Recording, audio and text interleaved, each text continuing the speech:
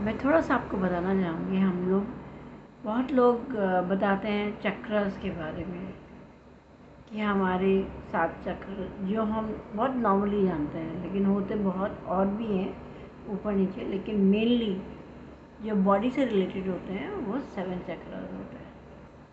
और हमेशा ज़्यादातर हम लोग पढ़ते हैं कि मतलब समझ में ये आता है कि ऊपर से नीचे एनर्जी चलती है। ऐसा नहीं है, नीचे से ऊपर एनर्जी जाती है।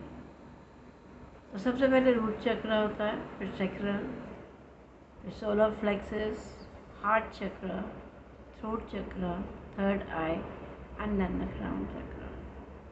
और इनकी बहुत सारी आपको फोटोज़ भी मिलेंगी। लोटस टाइप होते हैं ये, और इनमें पेटल्स 2, 4, 6, 8, 10 और सहस्त्र होती हैं।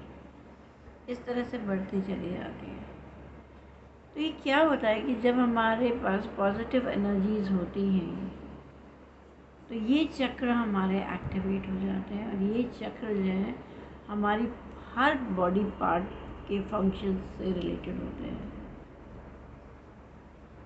तो सबसे पहले हमें यही सिखाया जाता है कि जब हमारे पास ये अट्यूनमेंट होता है, ये एनर्जी आती है, तो हमें अपने आप को क्लीन करना होता है। क्लीन इन द सेंस कि इन चक्रों में जो भी ब्लॉकेजेस हैं वो सारी रिमूव हो जाए।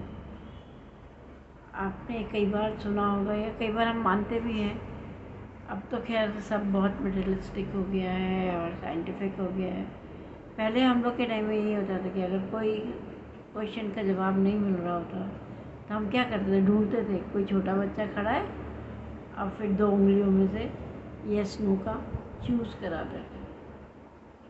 छोटा बच्चा मीन्स अंडर 5 ईयर्स।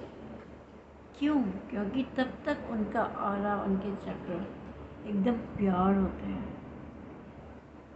उसमें सोसाइटी की, सराउंडिंग्स का कोई भी इफ़ेक्ट नहीं होता, इसलिए उनमें प्योरिटी होती है। और वो जानते नहीं, वो अननोइंगली कोई एक चीज़ पिक कर लेते हैं।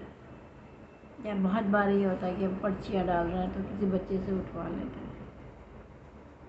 तो वो जो है उस समय से जो है, जब इनबॉर्न जो है हम लोग में प्योरिटी होती है, लेकिन सराउंडिंग, सोसाइटी, हमारे फ्रेंड सर्कल्स या रिलेटिव्स, उससे हमारा थॉट प्रोसेस चेंज हो जाता है। क्योंकि हमें तब तक सही गलत का कुछ मतलब ही नहीं पता होता है। वो सारी चीज़ें हम चारों तरफ से सीखते हैं। इसी को संस्कार भी एक तरह से कहा जाता है।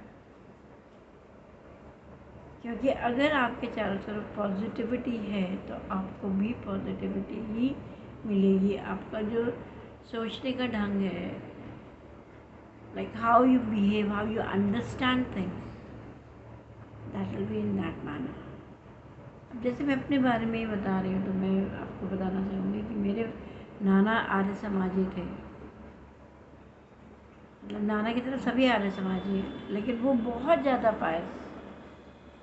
उनमें हमेशा आर्य समाज के लिए वो डेली जाते थे हवन के लिए।